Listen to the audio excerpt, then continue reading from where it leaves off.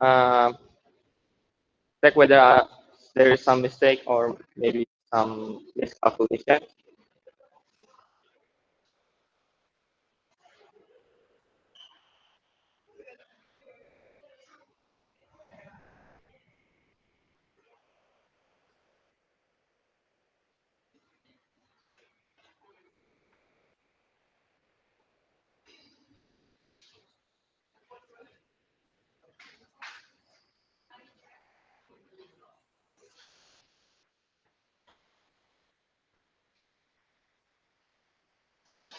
Yes.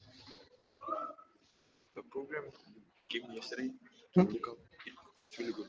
Okay. I Okay. try doing some of the Okay. things. Yeah. Try take a look some sections from there. Yeah, yeah, it really Maybe helped.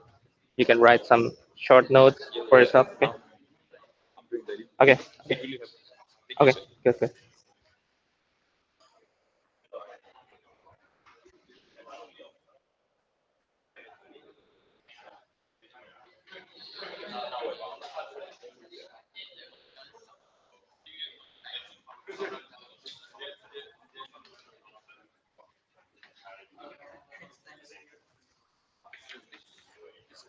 Cool. Kim, not here. Okay.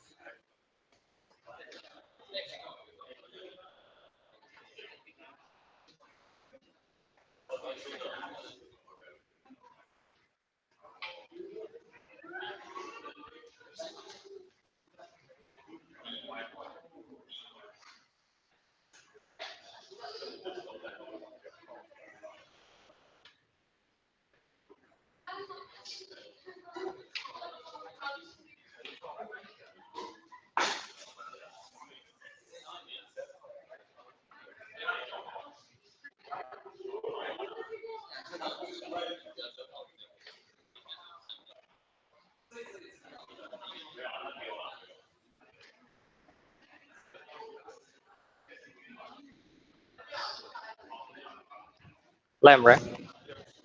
I don't know why the lamb is at the back then it doesn't work.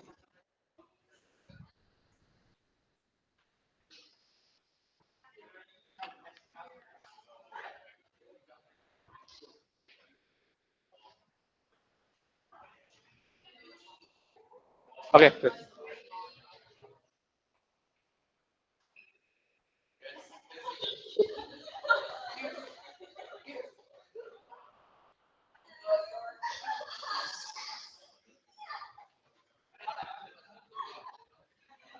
Okay. Are you happy? Happy now?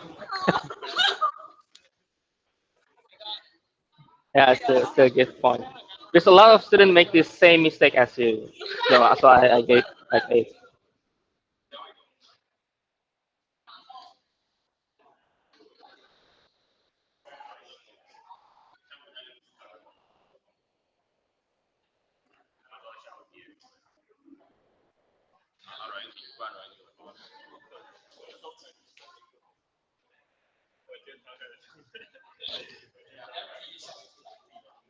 What's your score?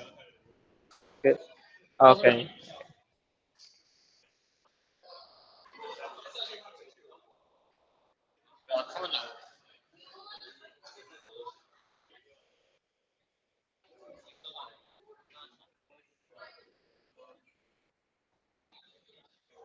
Okay. How's your score?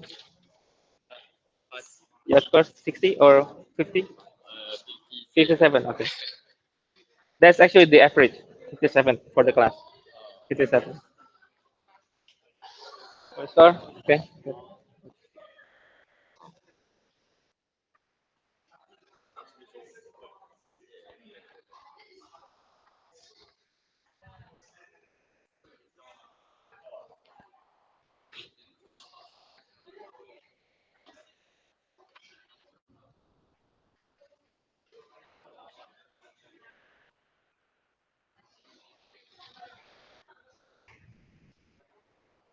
Okay. Maybe I want to give you some tips. Okay. Uh,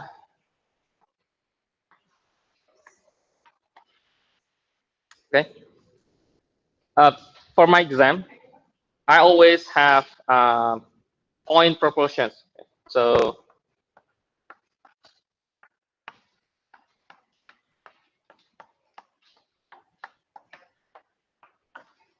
meaning each question will have some points, right?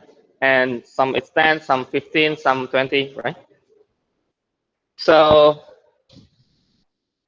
you can make priority on your exam. Okay? Which question you should tackle first, and then priority, and maybe this is something that when I was still in high school or maybe junior high, I always thought that when I do the exam, I need to do perfect and do all the questions perfectly, 100, right?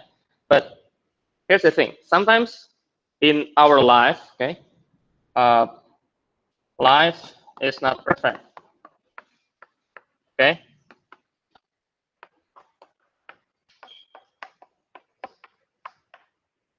and sometimes you need to sacrifice, right?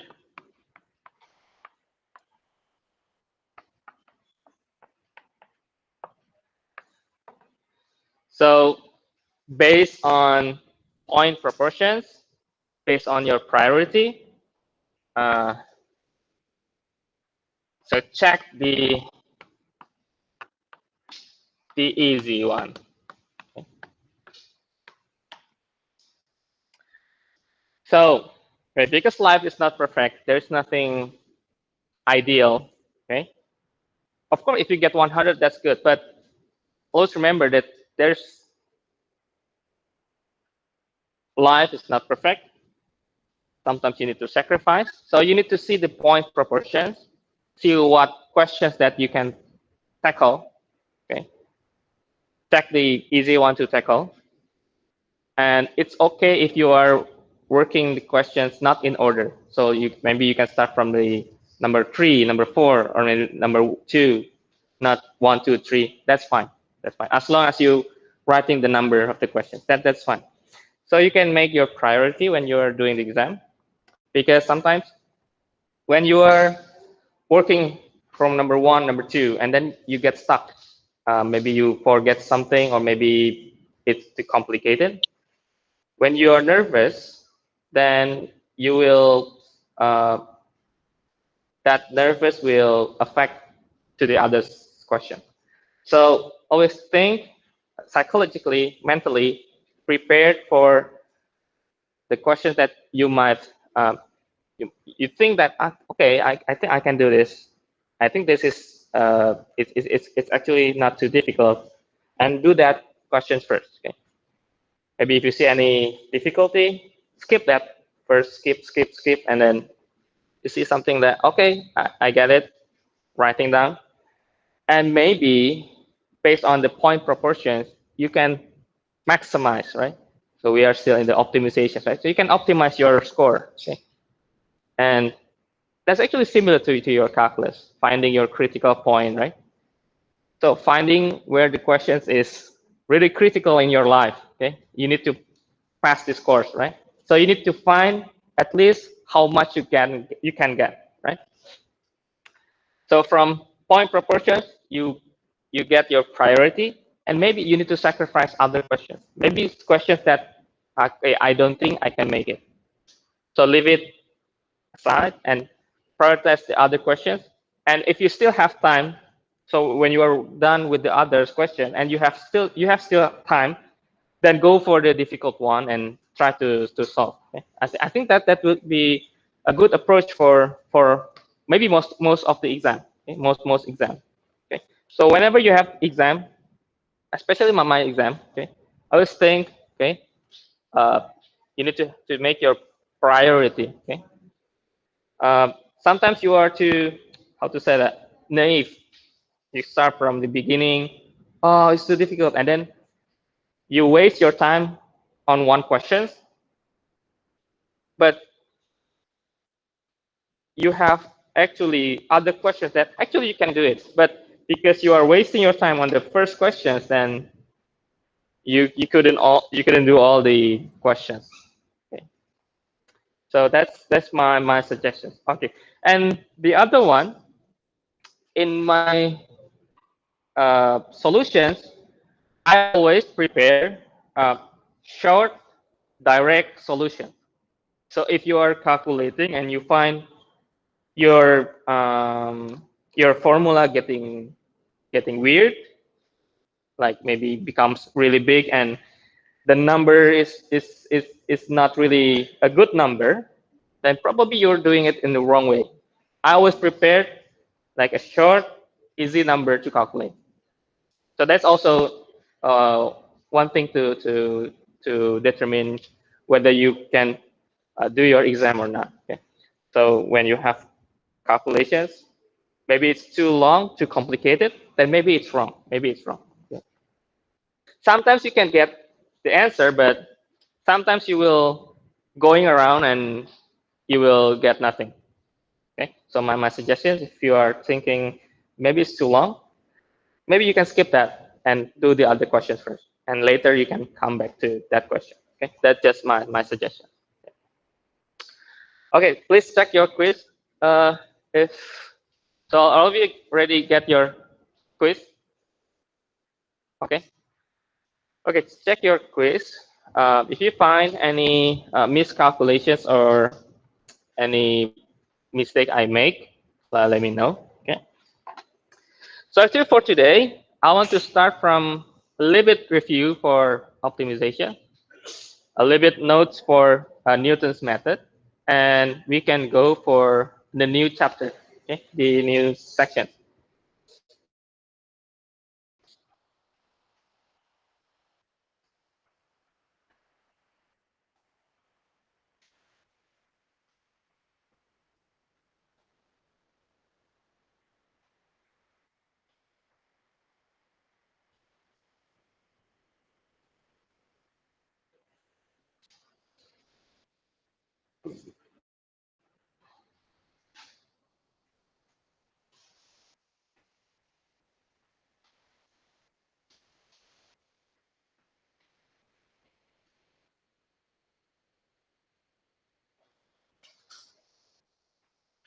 Okay, a little bit review. Wait.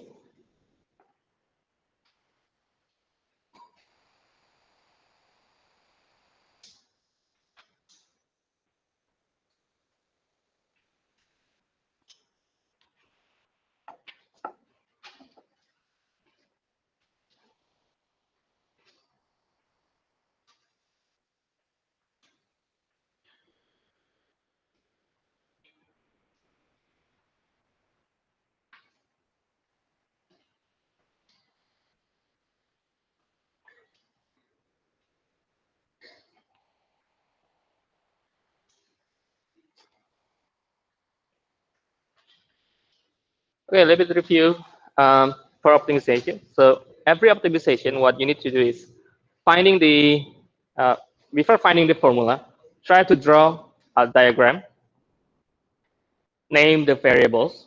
The first one is similar to related rates. So draw, name variables, and then find relations, models, formula, and then decide which one is your constraint, which one is your optimization.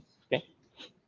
Usually for optimizations, the questions should be like um, how large the volume, how large the area, or what is the least surface, or what is the minimum area. That will be your optimization. Okay, depends on the question. Okay, and you will get max or min based on your optimizations. And to find your max or min, you need to find the critical point equaling 0. Okay, mostly the cases will be just finding critical point and then optimize your formula. You will get the value, and that's it. That's the final results. Let's start with the another example. Okay.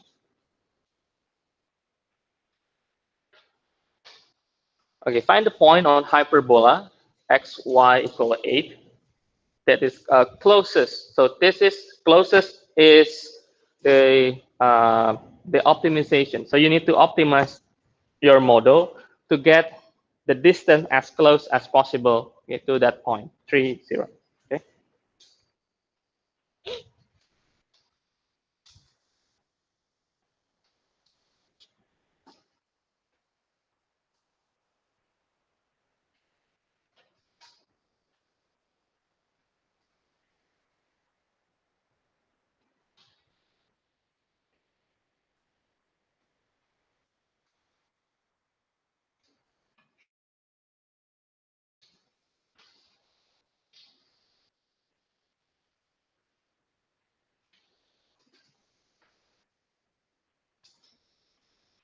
Oh, wait.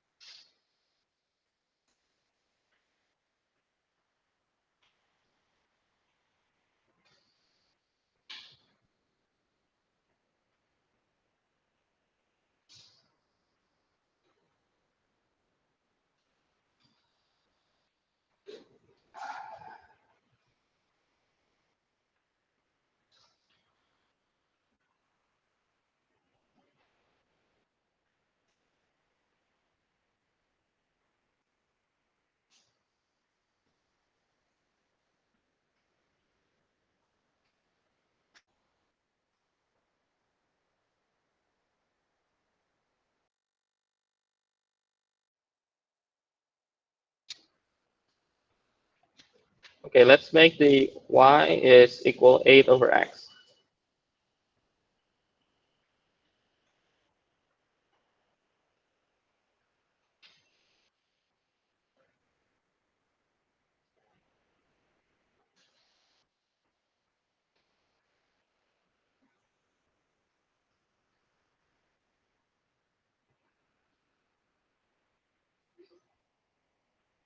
And let's say that's the hyperbola.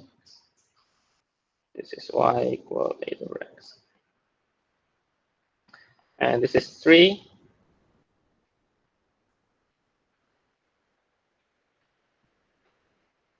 Okay, so you need to find from this 3.30, you need to find closest distance to the hyperbola. Okay. So it can be vertical like that, a little bit like that, and maybe you have a lot of possibility, right? And you need to choose which one is the closest. Okay? But let me draw the distance like this. Let's say this is D. Okay?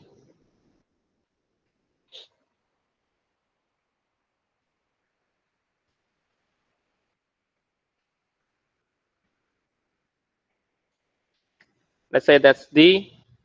And, oh, I think that's too obvious. Let me draw the line a little bit like that. Okay. D. And let's say this is A. I have A and then 8 over A as my point.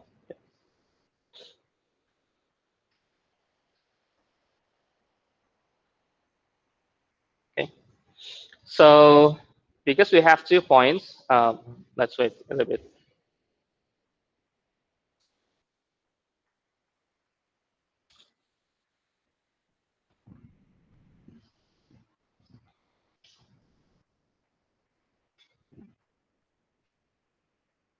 I think this is yours. Wait, is there Kim there? No.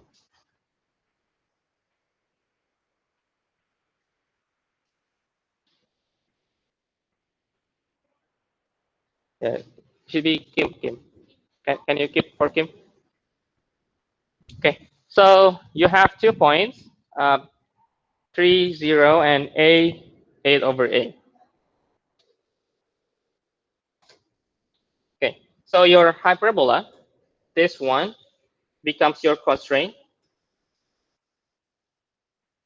and your optimization will be the distance.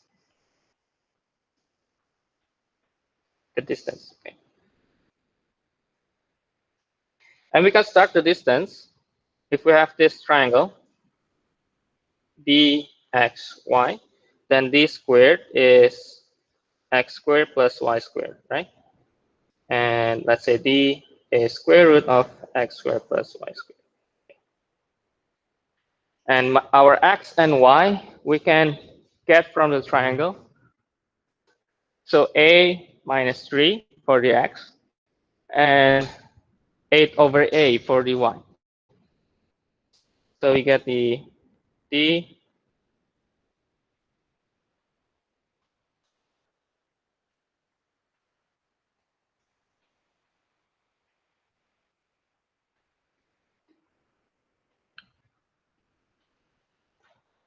so we get this this distance. Okay. Now how to choose which models you need to derive. Okay.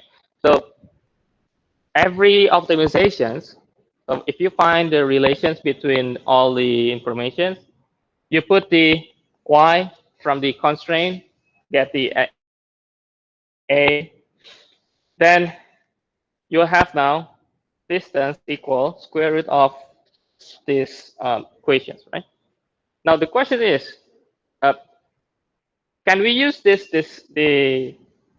formula to derive? Of course we can. Okay, of course we can use this. Okay, but there's a thing that I didn't mention last time on Monday, that actually you can simplify your models. You can simplify your models. For example, if I'm making d squared and making a minus 3 squared plus, let's say we make 64 and a squared. Okay.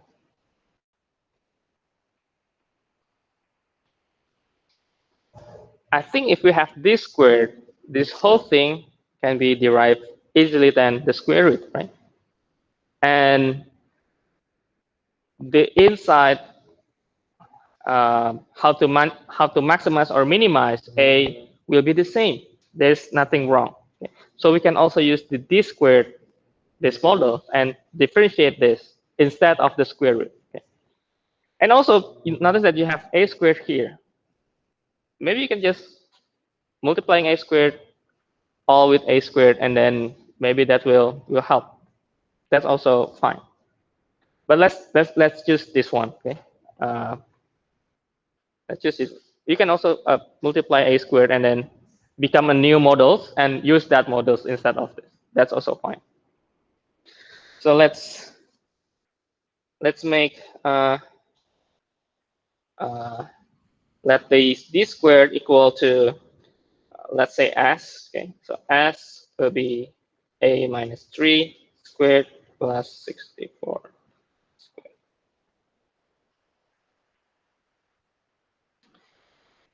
Or let's say we can say s is actually a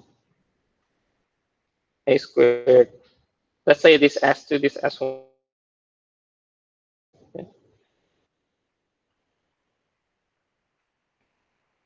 Okay.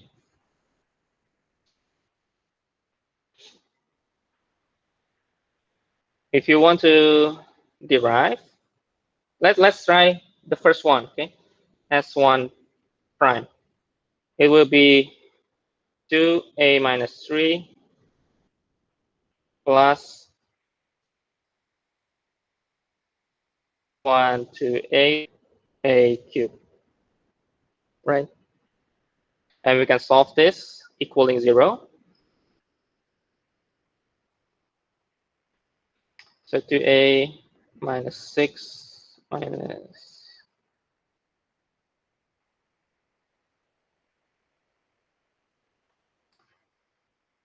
this will be 2a4. So it's polynomial with degree of 4. You can use polynomial division, syntactic divisions, looking for the roots. You can check. This actually a will be one root will be a to the it's 4. It's 4.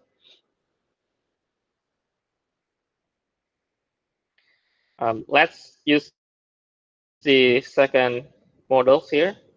So it's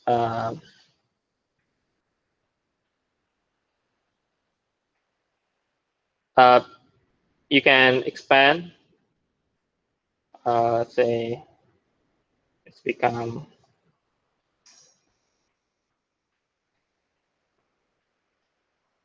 and you get A4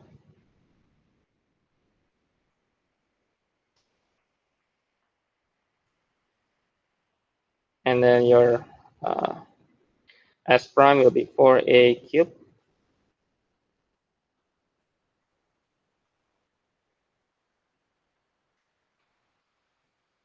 And you can solve this also equaling 0.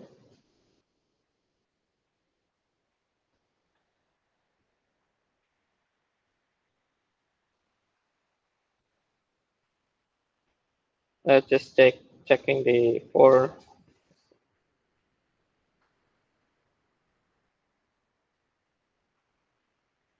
Let's divide by 4. Just checking the.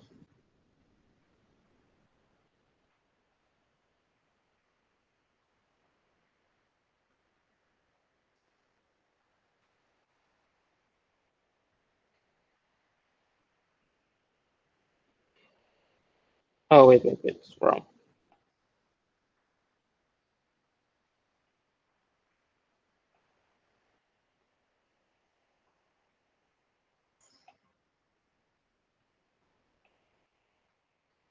Oh, this is better.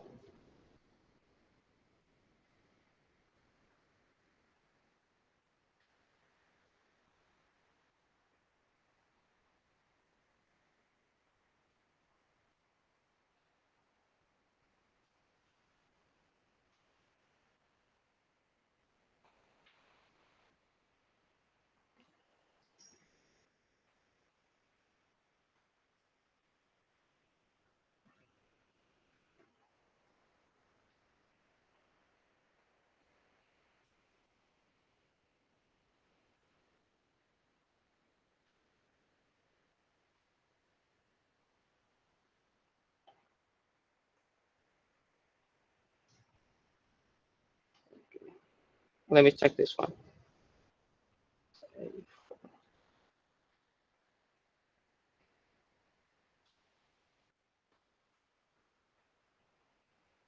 It should be 1, 3, 0.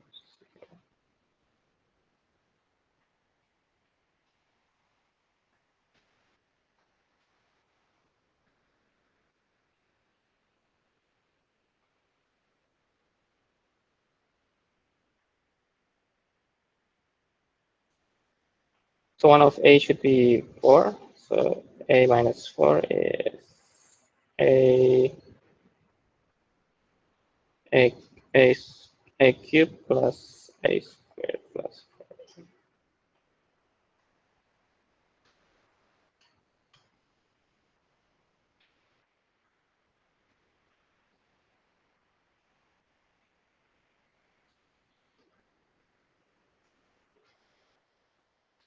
Let me move here. So A is 4.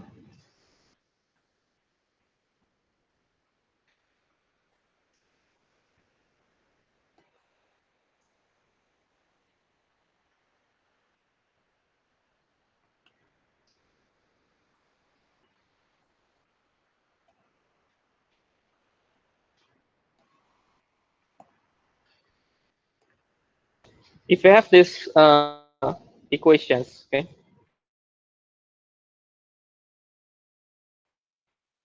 I think this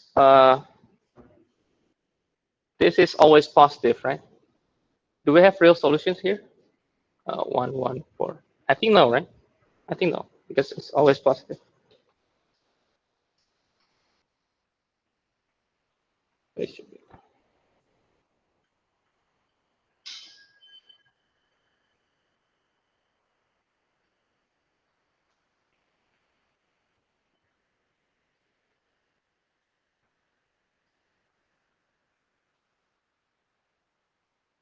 Yeah, if you want to find the factor of 16,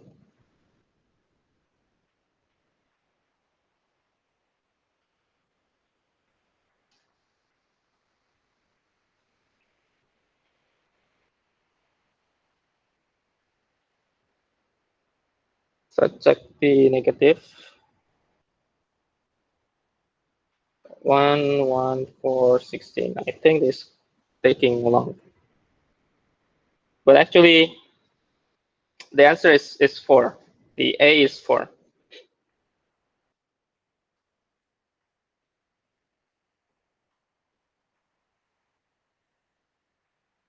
Let's say it's negative 8. No, no.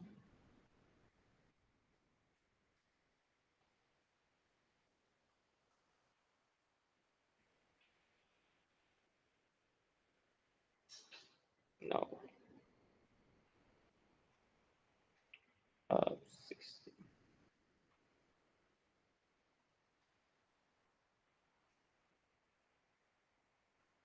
No. Yeah, no real solutions.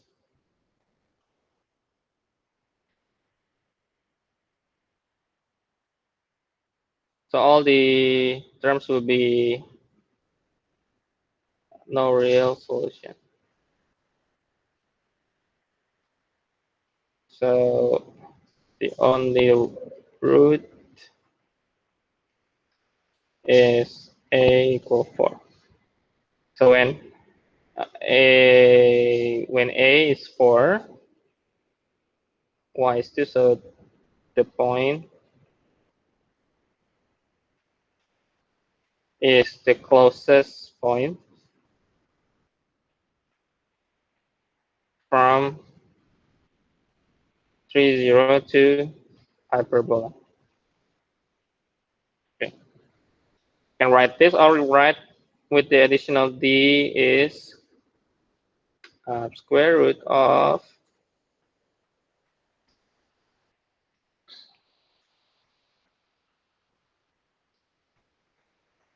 2 squared plus 1 squared, square root of 5. Yeah, this is the closest.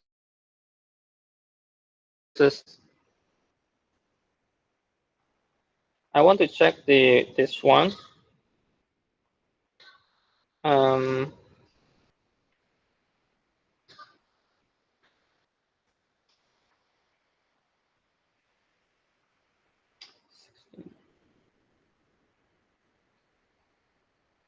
I don't think we can solve this, right?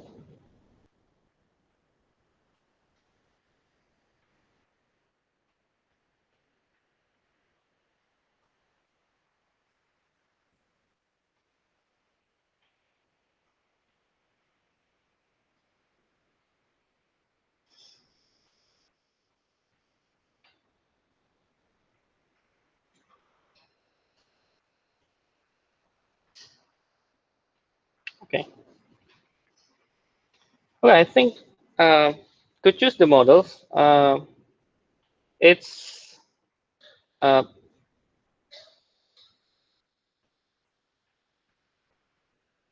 it's a little bit difficult to choose the models, which models you are going to use as your optimizations. Okay. I think the problem here is this a squared here. Okay.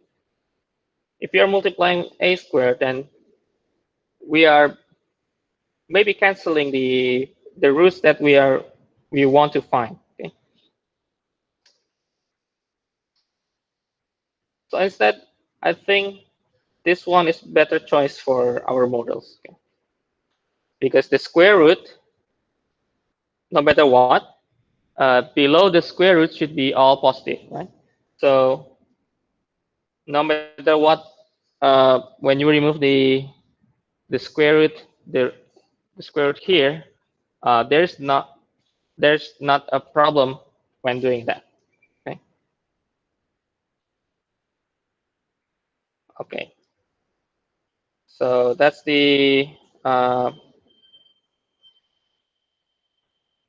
the example. So what's the point is choose your model for optimization.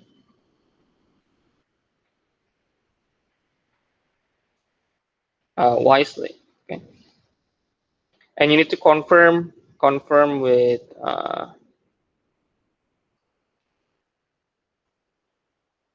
derivative and all possible answers.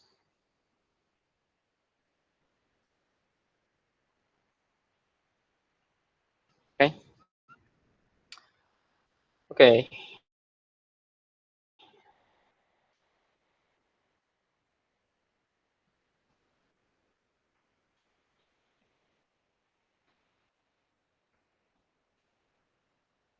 Okay. Any questions? But actually, if you want to use the models using the square root, I think that's also fine. If you think you can get the solution, I think it will be better solution with the square root. Okay. Um, but simplifying the problem sometimes, because you in optimizations finding the minimum maximum, um, sometimes you are finding a polynomial with high degree, right? Uh, with simplifying, at least your real solutions will be easily to collect. Okay. Uh, Maybe when you are using the square root and derive the square root with all the equations, maybe you also get the real solutions. Okay. You get the real solution, but uh, from our proofing, if we are just using the insight, uh, at least we still get one real solution, and the other there is no real solution. And if we are simplifying with the other models, then the real solution is not there. Okay, so choose wisely to check your models. Okay, which one you are going to use, as long as the models represent the questions. Okay, represent the questions. Okay. Okay.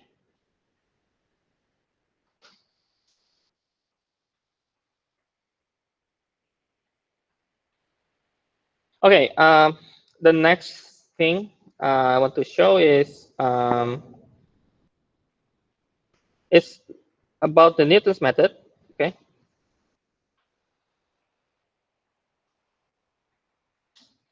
Also, this is for introduction to the next section. So the Newton's method, the idea is just finding how to find real roots with approximation using tangent line.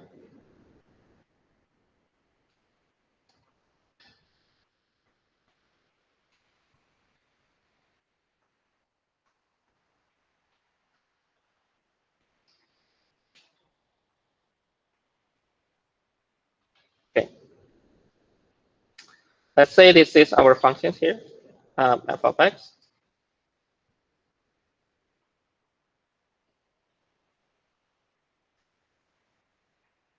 So the idea is finding this, uh, the intercept here, okay, the roots. Okay. So if we write the, uh, let's say we start from the line equations, normal equation for line, y minus y1 equal, okay,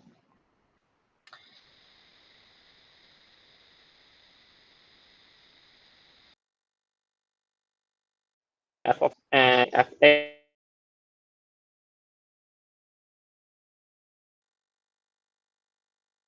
and x minus a. Okay. The Newton's method starts with the fx is 0.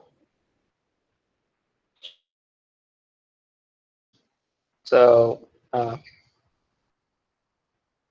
negative fa is f prime a x minus a. So x minus a is negative fa divided by f prime a. And the Newton's method will be x a minus f a. Okay. So it's pretty much the same equations with the linear approximations, similar equations, not exactly the same, but similar.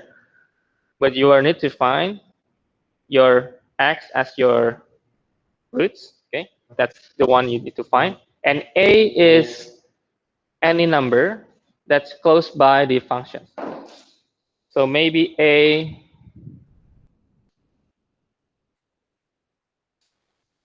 is here.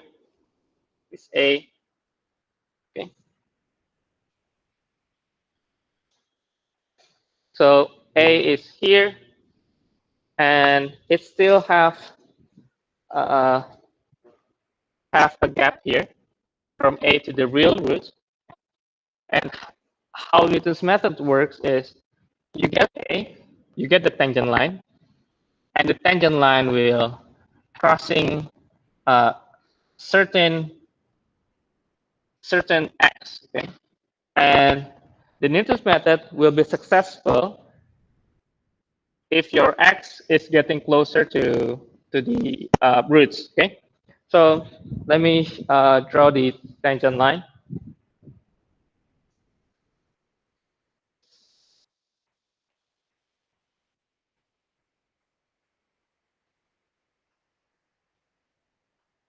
Okay, let's say that's our tangent line. Uh,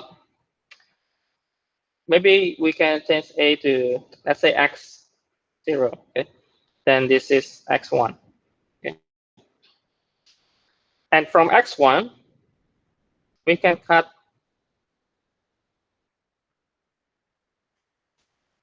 this is the tangent line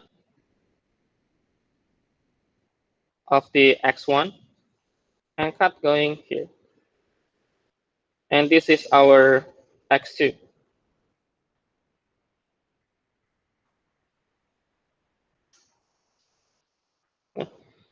So as you can see, from our first x, cutting down here, and use the same method, cut with the tangent line, and it's here now, x2.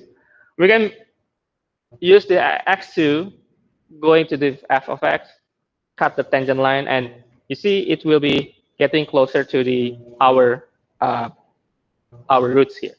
That's our goal actually. So Newton's method is a computational of iterations calculations. So if we are changing all to the x1 and this become x0,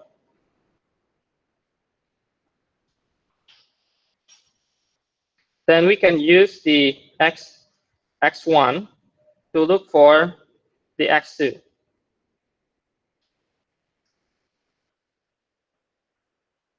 and use the x2 to find the another x.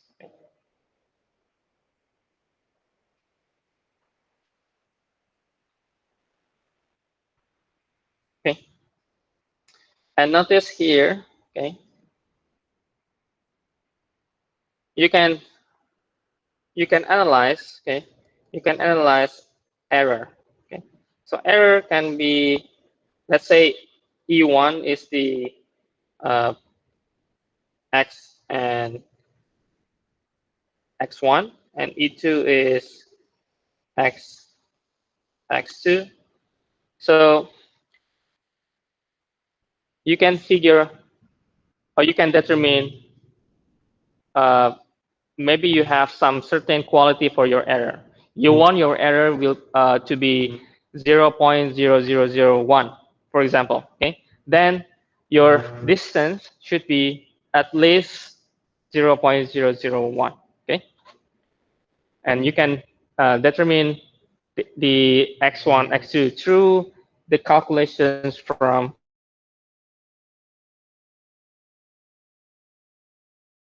okay, and this is iteration, meaning it's repetition.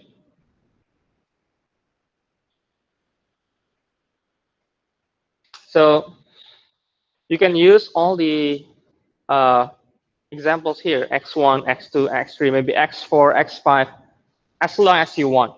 Depends on the purpose. Maybe you want to find um, as long as the error is lowest than 0.0001, maybe.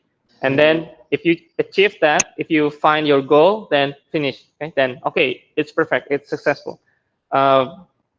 These iterations is it's useful, and mostly it will be success. Okay, but there is some criteria. Okay, how to make the calculations perfect. Okay?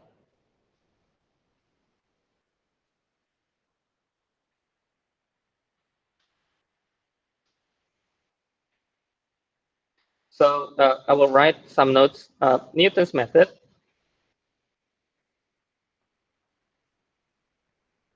It works. It works very well if the the value of the f prime not small and value of the f double prime not too big, and the x0 starts nearby x. Okay, so I think this is the most critical one. Okay, the distance. So let me show you. Um,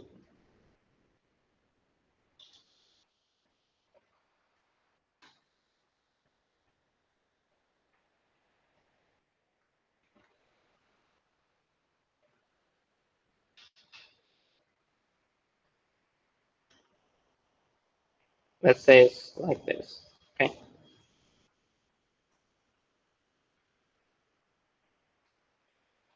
and your x0 is here.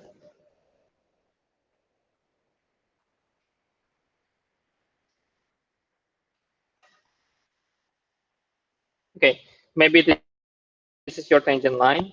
This is your x1.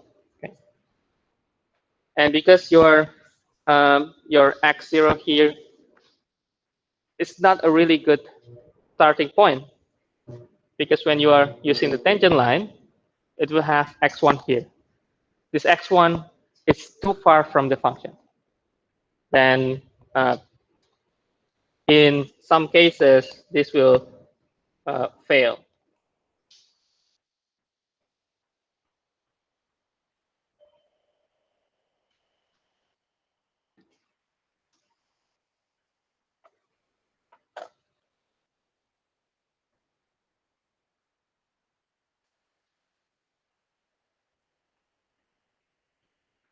So you need to start the x0 here.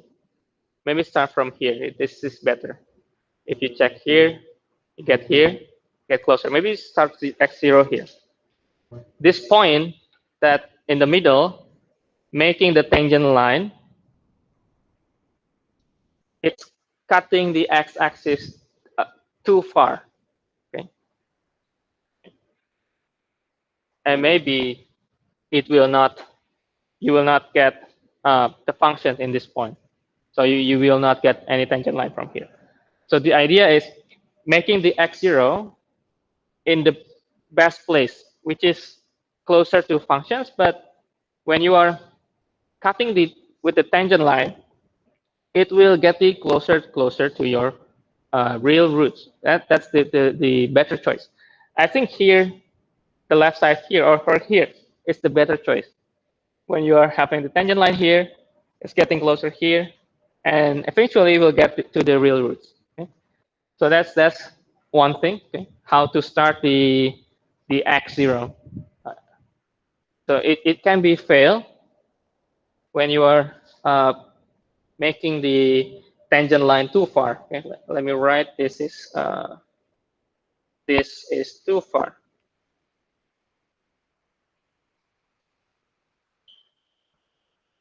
Another is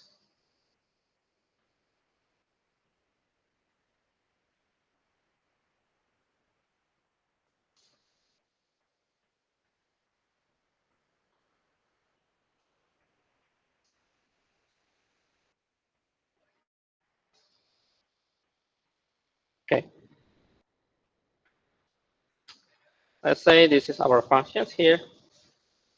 And let's start with the x0 here.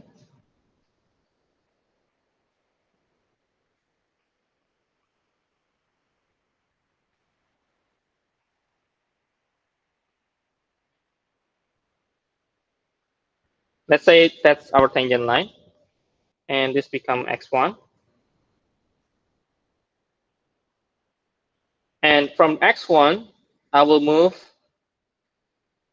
this x1 based on the tangent line.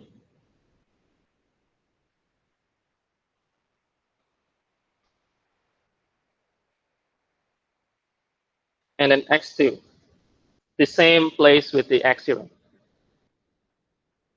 So you start from here.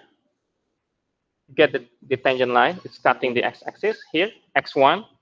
And you want to use x1 to check with the Newton's method one more time. And it's going back to x0. This is also fail. Okay, this is also fail.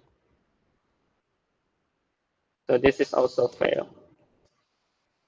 Because you have a cycles from x0 to x1, x2, which is the same as x0. You are getting back to your starting point, and it will not getting anywhere. Okay, you will not going anywhere from here. Okay, so the idea for Newton's method, okay, make your starting point closer to your functions. How to check closer or not? Usually, if the functions is quite messy, you can choose some easy number to calculate, and maybe you think that when you check the number, it becomes decreasing to 0, which means your roots, right? Then maybe you can use number from nearby that point. Okay?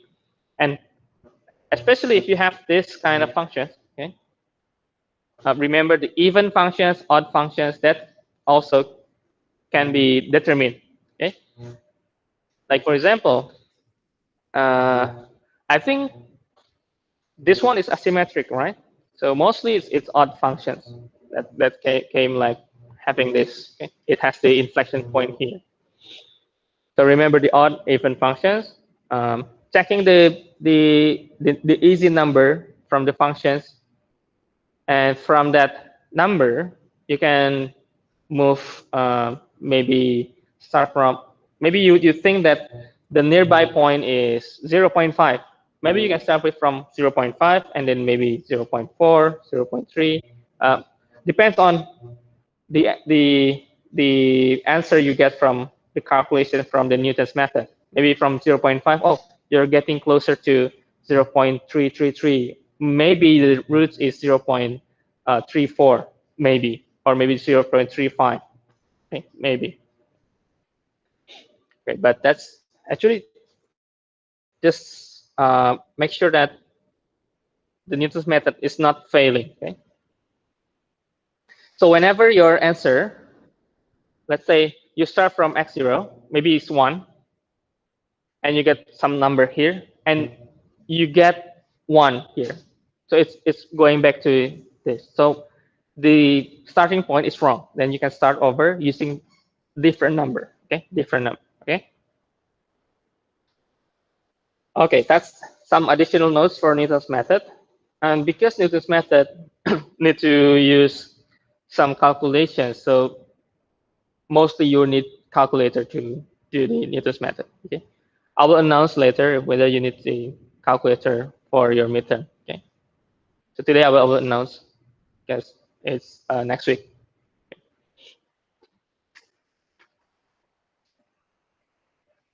Okay, that's Newton's method. Another thing for today is I want to start from the differentials.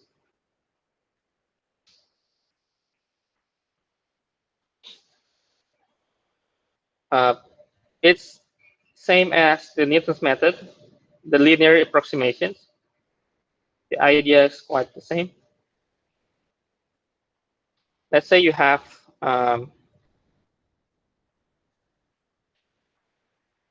This is your x.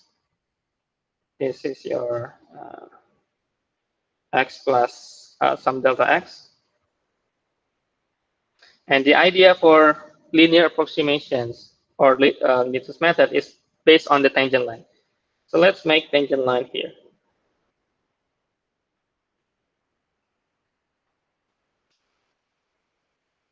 Because at certain point, your functions will be similar with the tangent line, right? That's the idea of linear approximations. And let's say we have the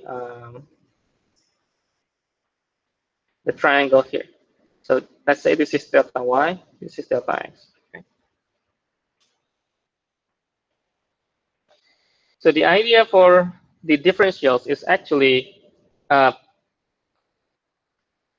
let's say you have the linear approximations.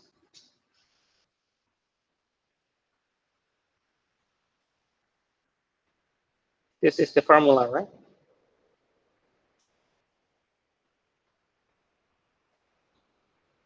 Okay. We start from linear approximations, and let's say we change all this x minus a become delta x, and fx minus fa is our delta y. Okay.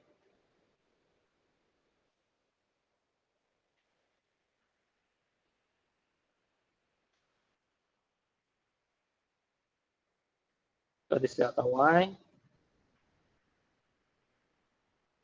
Okay. You can also think from the triangle. You can also think the tangent is dy over x. Okay. But let me show you from this delta f prime delta. Okay. Let's make the delta as small as possible. We call in calculus, it's called the infinite small number. It's called the dy f prime dx. Okay. So let's change the delta to d. Okay. And it should be in terms of the meaning, it should be the same meaning as in your linear approximations. But the right thing here is called differentials. This is called differentials.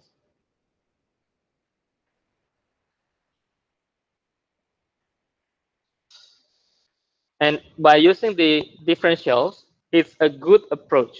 This is a good approach for our new sections, the integrations.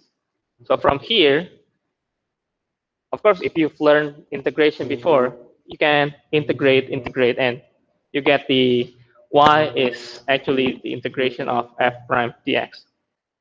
Okay. Now,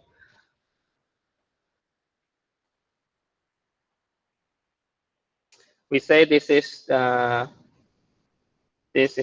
differential of y, okay, where the dy over dx is, we call also ratio of infinite small.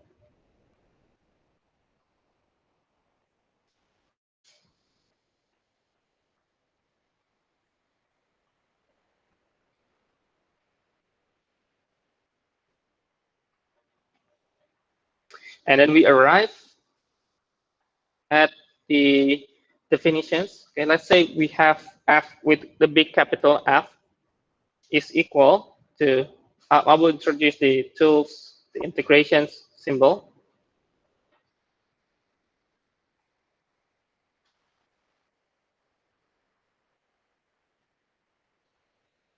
So integral.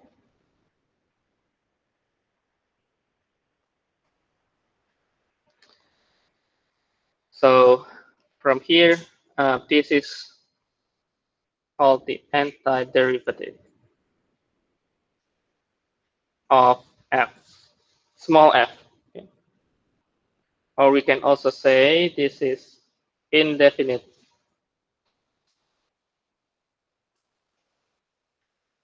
integral of f. So I want to start the integrations from, there are at least two approach. Okay, we can start for integral. The first one that I'm going to use here is our intuitive approach from our knowledge from derivative. Okay, so we can think the integral is we are moving backwards. Okay, so if derivative x squared is 2x, what is the integral of 2x? It's x squared. So we are trying to move backwards. Okay, and the other approach is through geometry. To geometry. If you have fx dx, if x is your distance in x-axis and f is your functions, then you will actually find the area. Okay, find the area. So fx is height. This is the base. So base height is the area. Okay, that's we can also approach. So let's start with the intuitive approach, and I will go to geometry. But I think today, if we still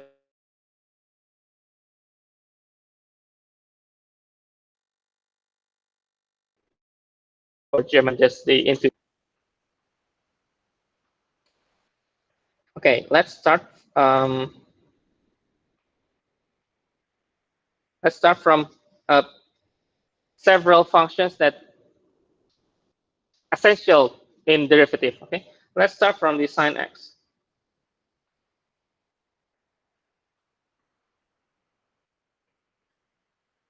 So to start with, let's think what derivative that when you derive, it will resulting sine. If you have sine, it's cos for derivative, right? But for if you're thinking backwards, the antiderivative of sine is negative cos, right? Because derivative of cos is, let me write the derivative first. Because of the this become negative sine x, then your conclusion here should be negative cos x. Okay?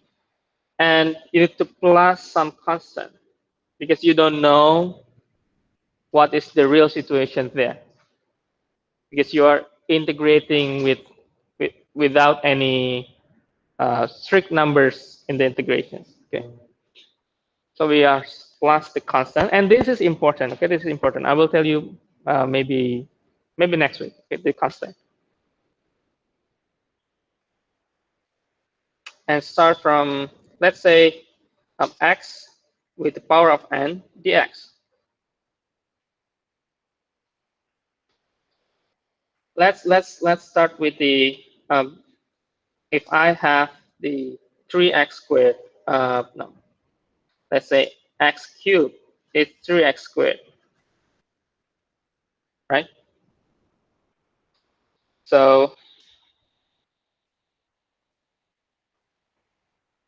when we think from the right side to the left, think that this is 2, this is 3. Oh, this should be plus 1. Okay? And 3, it's become 1 here, so it needs to be divided by 3, right? And 3 is comes from 2 plus 1. Okay? You can check another power rule to check, and we will arrive at these conclusions. 1 over n plus 1, x n plus 1, and it's plus c. Okay. I'm giving you the essential integrations, okay, to start with. And another important is 1 over x dx. So think what is the derivative when you are derive the functions, it's resulting 1 over x. What do you think? What's the antiderivative of 1 over x? Logarithm, right?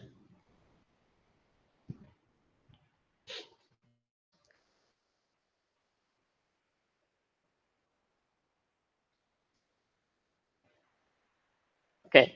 Now this becomes quite interesting. Okay, if you derive from just ln x, you will arrive, okay, 1 over x.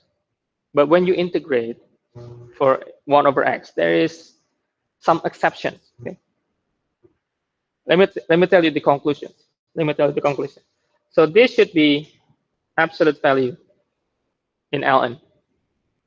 You need to put absolute value. Okay? So whenever you have 1 over some functions and your results should in the logarithm should have the absolute value. Because when we are dealing with the logarithm, absolute value, you have the positive and negative, right? So let's start with uh, two possibilities. So d dx ln x and d dx ln negative x, right? You have two possibilities, positive x and negative x. Ln x, as we have done before many times, derivative is just 1 over x, right? And ln with negative x, it will be 1 over negative x multiply with negative 1, correct? Okay, the chain rule. Okay? So you put negative x, but you need to multiply with negative 1. Derivative of negative x is negative 1, right? And it's resulting 1 over x. So that's why you have two ways here. That's why when you integrate, you need to include all possibility, positive and negative. Okay.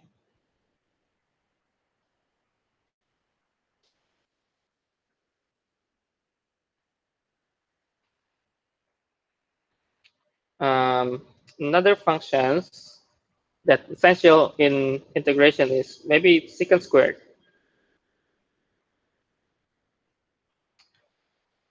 Okay. What functions when you derive resulting secant squared? Yeah, what functions? Tangent? Okay. Yeah, tangent. That's correct.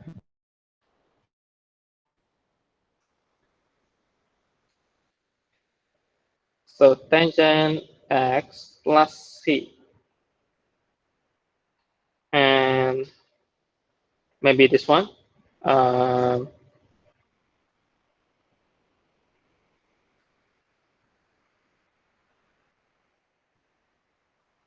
so what functions resulting 1 plus x squared?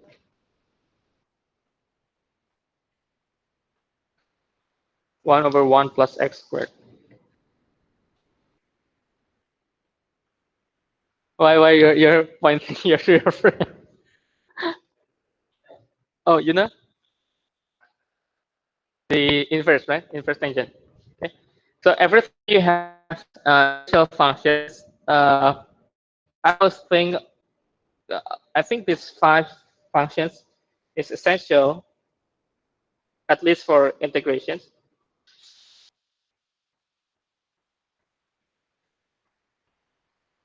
Okay. We start from the essential functions, and then we can move to geometrical later and um, definitions, also the techniques. Okay. We will have several techniques to integrate. So basically, integrations is more. Um, I believe it's more difficult than the derivative uh, because you need to have, especially when you are dealing with technique of integrations, it's quite tricky and complicated. Okay? So you need to to deal with the integrations very carefully.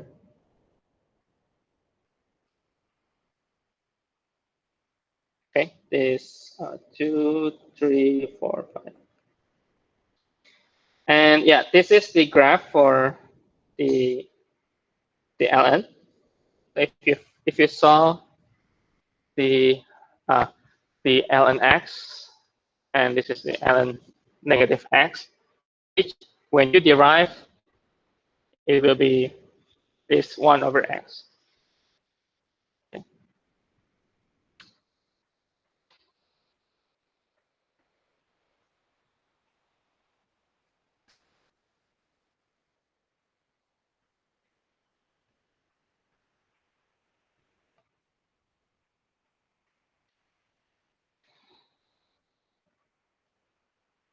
And some theorem,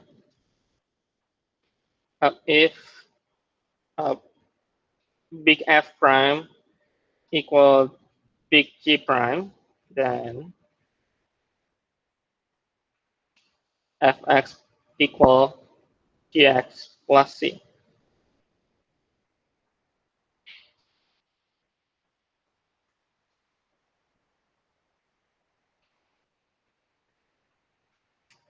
Because if F prime equals G prime, the difference between them is 0.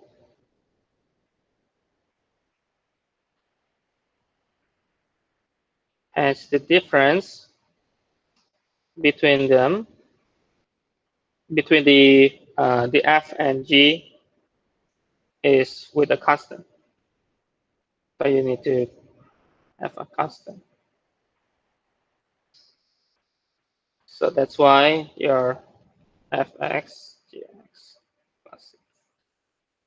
So you need to think that whenever you have difference and you have a 0, so before 0, before you derive and become 0, you should be having some number. Okay.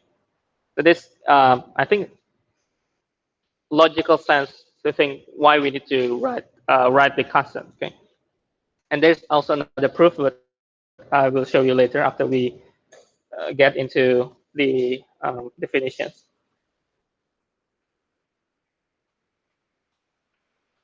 Okay. I think we can finish the geometrical approach.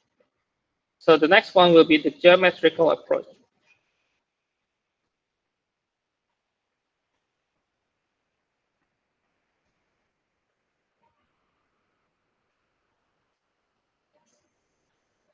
Okay. Let's just say this is the functions here. We start from A and then until B. So because we are already having this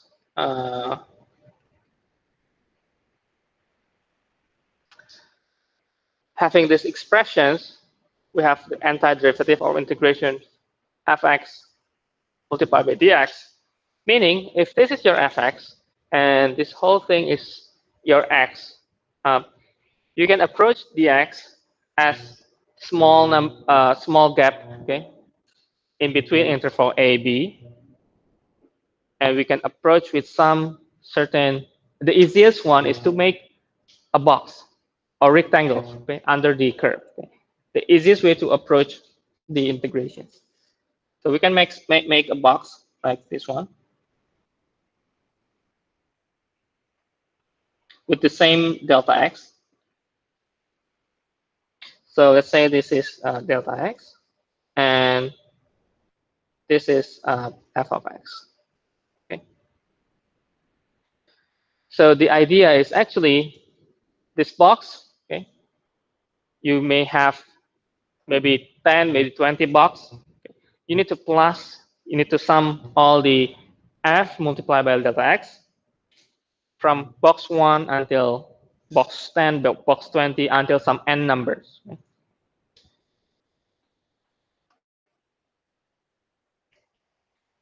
And you see here, okay, if you approach with box, of course, this is basically approximation. This is approximation because you will have certain hole here, right? Certain you have a gap in between your curve and your approximations box. Okay. So to get rid of or to remove the gap or to fill in the gap, so your box will fill in area under the curve, you can make the box as much as you can. Okay, maybe 100,000. You can make a lot of boxes, and you will get the better estimations, better approximations. Okay, so that is actually our definition. So as so if n is number of rectangles,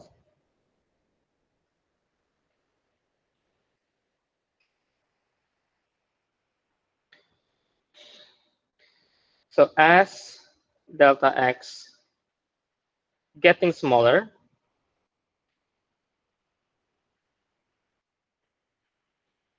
the n getting larger,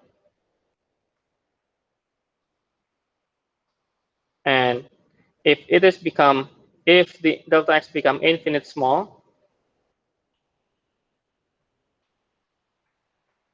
this n will be getting infinite amount. Okay. So we will start with the sum, or this with the sigma notations. Our f x.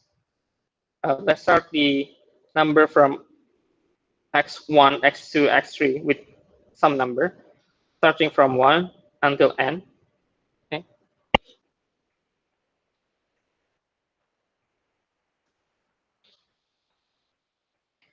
And because we are decided that we will go to infinitely small in x, in the delta x, and it will be getting closer, closer, closer to dx. Okay?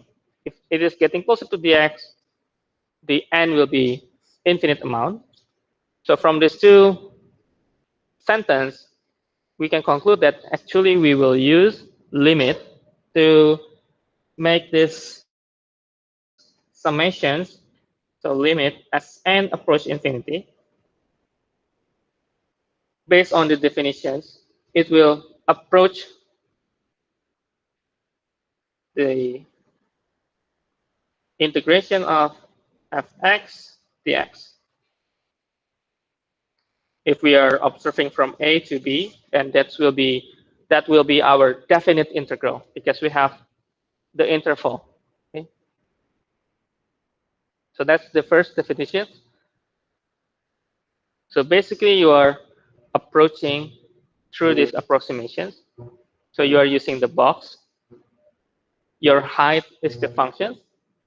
The delta will be the gap in base in width. Okay.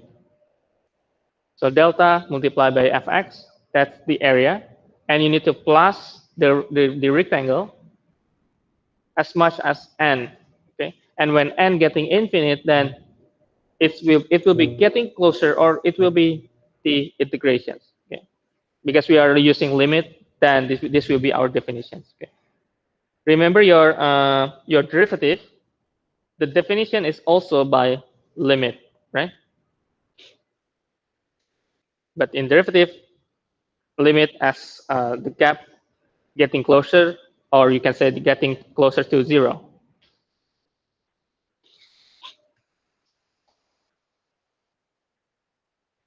We can say also this part, this summation part, we can say this is our Riemann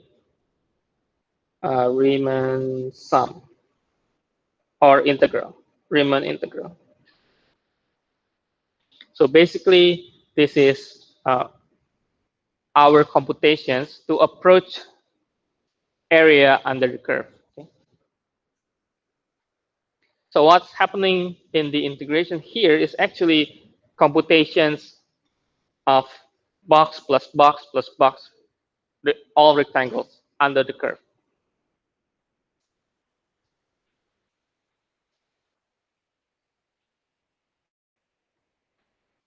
Okay, now some notes for the Riemann. Okay, let's see from this part. Okay,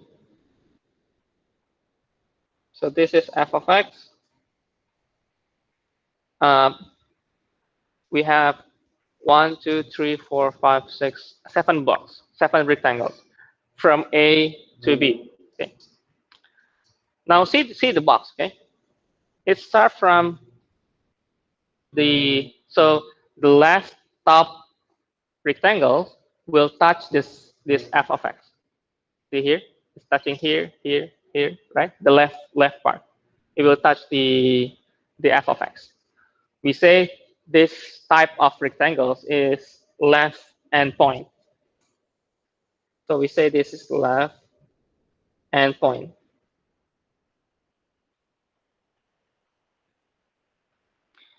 And you will see, because this is your function, this is your box, and you will have, like we have done before, we have some gap here in between the curve and the box, right?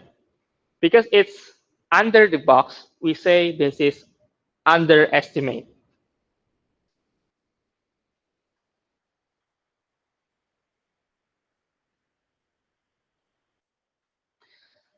But notice that not always left endpoint is underestimate. That's not always the case. Okay? This depends on the functions. Okay? Depends on the function.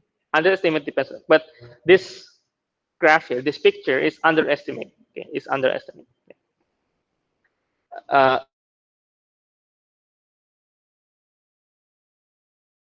Do is this box here, the yellow color. So in this box, the point is touching the right top of the box. The right top of the box will touch the curve. So you will see it's kind of different from the left endpoint because I'm using the similar functions, the blue functions here, similar functions fx.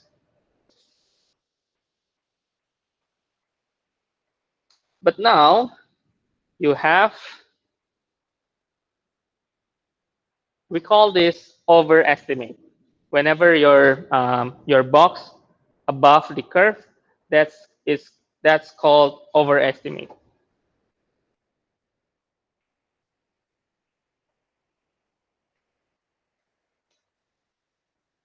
And this is called the right endpoint.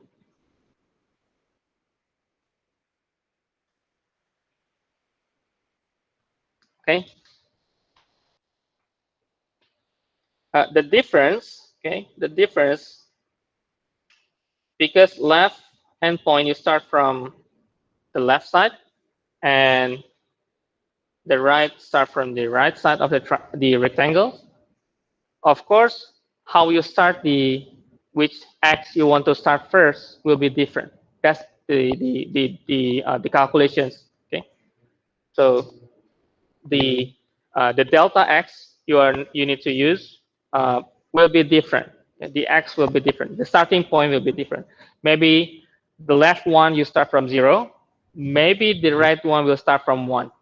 Okay? The starting point, okay? The difference. If it's the same function, maybe that's the difference. And there's also so right, left. There's also the midpoint approximation.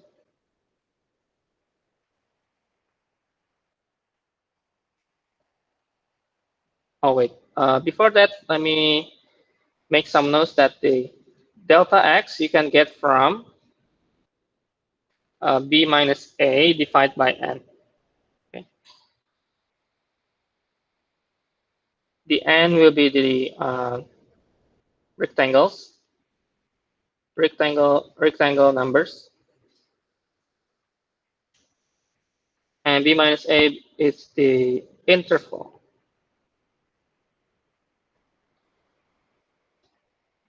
Let's say interval distance. Okay. And f of x just the height of the rectangles. Okay.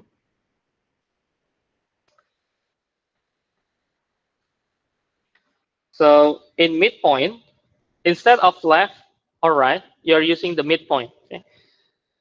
So if you have this is your box, the midpoint start from here. So this is your fx. So the one touch the fx should be the midpoint from the rectangle. And you will get uh, the approximations will be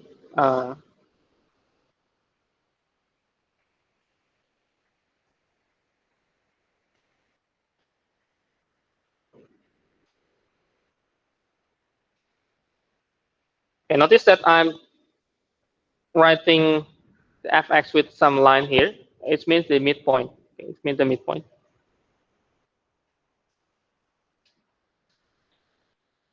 So it's equal to delta x f x1 plus f x2 plus until f xn.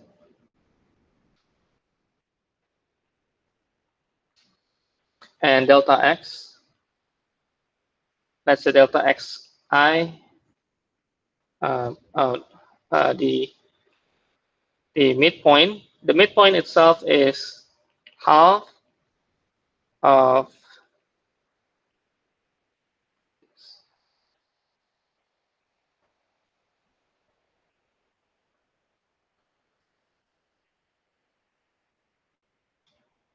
so x. If you have if you see these terms, x with I minus 1 xi, meaning the minus 1 is the terms before, and this is the terms the next. So maybe this x1, 2, 2, 3, 3, 4, okay?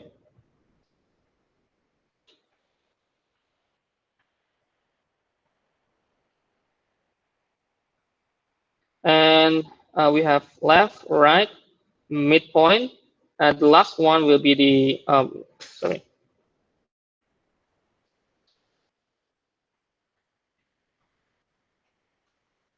The last one is, okay, is the, we call this trapezoidal.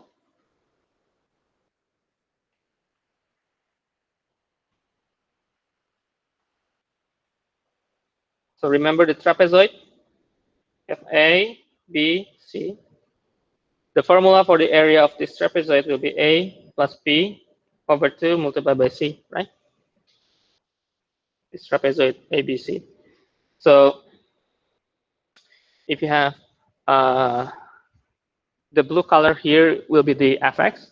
You can also approach the area under the curve with trapezoids. Okay, so instead of rectangles, we change to trapezoids, and we can have the area based on trapezoids formula. We can have f1 plus f2. Let's say we start from 1 until 6. Okay, divide by 2, it's delta x plus the last one is f5 plus f6 divided by 2 delta x. So if we factorize the delta x over 2, then the inside will be f1 plus 2f2 plus 2f3 plus until 2f5 plus f of 6.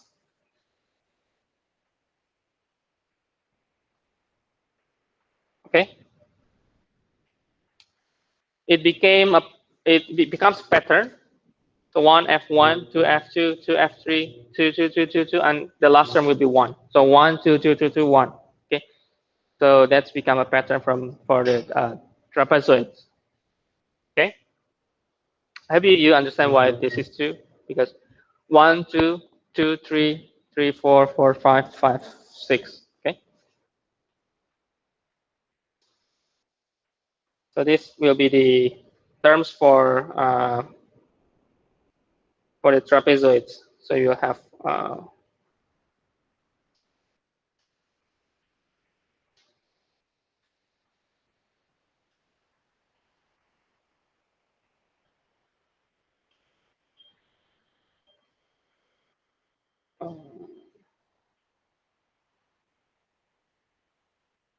let's say this terms. Okay, I think I don't have time to move forward. So I will finish today's class until these trapezoids. Okay. Uh, so you have the Riemann sum definitions intuitively for antiderivative, at least with geometric, with Riemann sum, with the left and right and the midpoint, the trapezoids, and we will move next Monday to definite integral a little bit, and then we can review for your midterm preparations. Okay, next Monday. So your midterm, chapter 1 until chapter 4.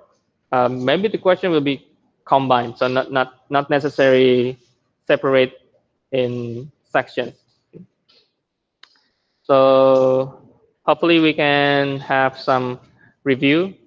So next week I will move a little bit for integrations, and then most of the part we will review, maybe doing some exercise in class on Monday.